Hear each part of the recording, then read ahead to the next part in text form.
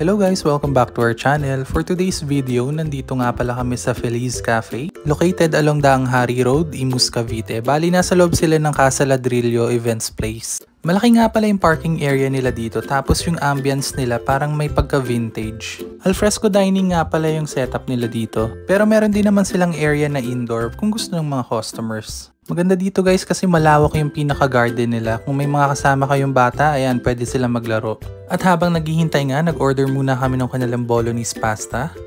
Sa unang tingin nakala ko may pagka-Italian yung lasa niya. Pero nagustuhan naman ng mga kids kasi medyo may tamis naman at beef yung ginamit, tas may parmesan na rin.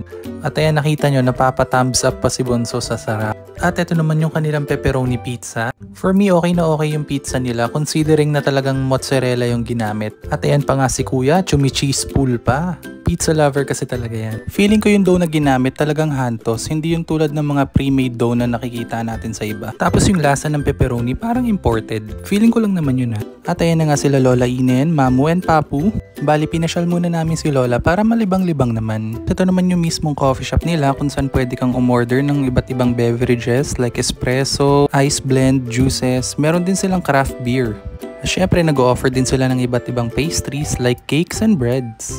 Bali, dito na nga kami nabutan ng dinner. Tapos in-order namin yung kanilang sizzling bulalo soup.